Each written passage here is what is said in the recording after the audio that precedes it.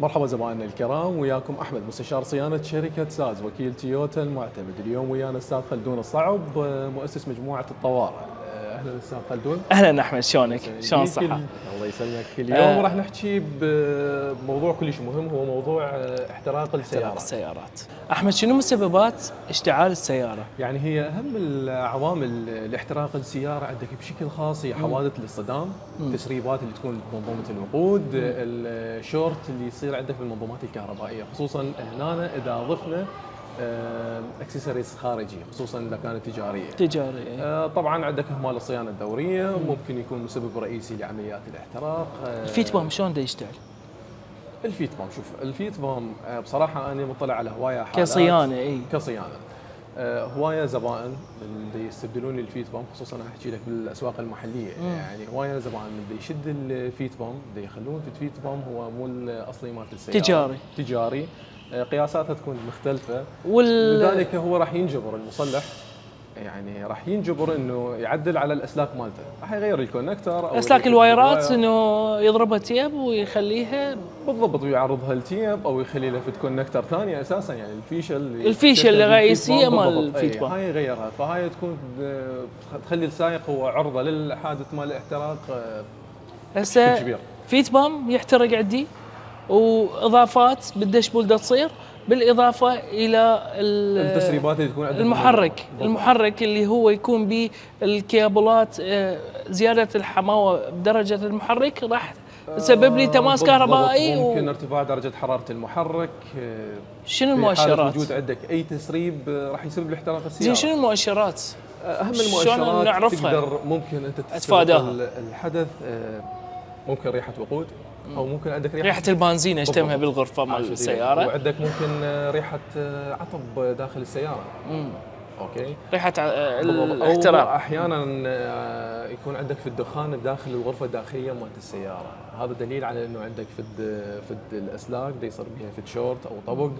اذا احنا نعتمد القطع الاساسيه للسيارة الأصلية. بالضبط، نعتمد على القطع الأساسية، وخصوصا مراكز الصيانة راح تجنبك هذا الموضوع، راح تكتشف التليك، راح تكتشف إذا عندك في شورت. يعني أرجع لمركز الصيانة نفسه، لازم تراجع الوكيل واللي أو بإشراف ناس مختصين بهذا الموضوع. أنا هم أريد أسألك أستاذ خلدون، يعني أنت عندك حوادث هواية ومطلع على هواية حالات. من دا يصير عندنا احتراق بالسيارة، شلون نتصرف؟ طبعا الحادث تدري بجوانب كلش هوايه، فاولا اسالك اذا كان حادث اصطدام. احنا نختصرها، ما طبعا موضوع الحوادث جدا ياخذ توسع كبير، بارت بحته، لكن صحيح. نختصرها بشكل مختصر على انه احتراق السياره. لاحظت اني على الطابه وماشي على خط سريع، ولاحظت نار اشتعلت من الفيول بام، من الفيت بام. انا شو اسوي؟ ما ارتبك. اهم نقطه حمايه نفسي وحمايه الاخرين اللي وياي، اذا كانوا عائلتي او الاصدقاء او اي احد صعد بالمركبه. انه هنا تحكي لي انت انه في حاله صار عندك دا يمشي واحترقت سيارته، صار عندك في الشورت مثلا، بالضبط، لا يتوقف مباشره بالشارع. هاي نقطه مهمه. اطبق جانب، اخلي العائله او الموجودين يعني بالسياره يتحكموا بنفسه. بالضبط. ايه. وجود معدات السلامه، معدات الطوارئ ضروري. اليوم هواي سيارات شايل العلبه الصغيره مال الطفايه، هاي ما تفيد. يحتاج صحيح. الاكبر، الحجم المتوسط اللي ممكن يطفي الحريق، اطفي النيران. نقطه مهمه، اذا لاحظت مؤشر هنا، في حال انه لاحظت مؤشر دخان، اقطع البارد، لانه الحار متعدد، يعني كيبلات متعدده، لكن البارد رابط السياره كلها. بالضبط صحيح. الشائع عندنا يقول له اقطع الحار، لا، اقطع البارد. اقطع البارد بالبطاريه، بالتالي انه انت كمل الاجراءات وبلغ. اكو حوادث مسيطر عليها، اكو حوادث غير مسيطر عليها. في حاله حوادث الاصطدام، نعم، تعرف انت السياره مثلا، خلينا نقول اصطدمت بسياره او اصطدمت بفد جسم معين، الباب عندك خصوصا باب السائق، نعم، ممكن تقفل عندك ما راح تفتح.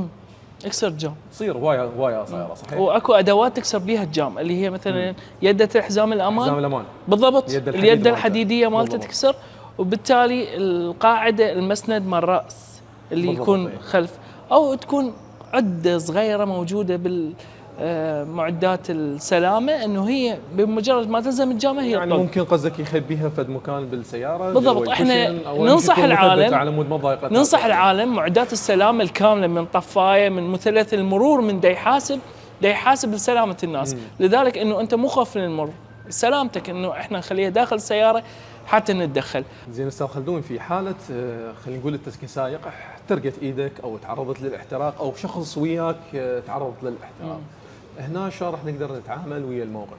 احنا مثل ما سولفنا هنا دخلنا بالاسعافات الاوليه، نخلي، نكون بمكان امن ونتصرف. التصرف راح يكون على 3 درجات.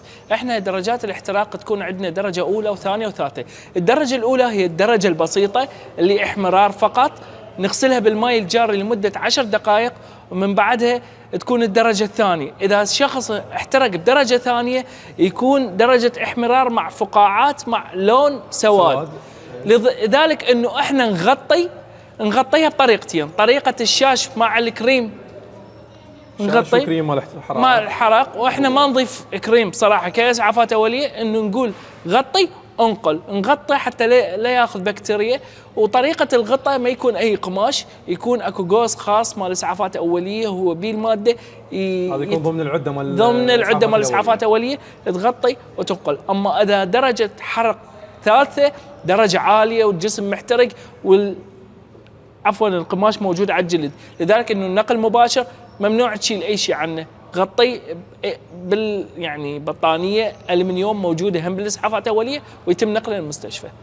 الومنيوم حتى لا تلزق على الجلد. وهي هاي الاسعافات الاوليه.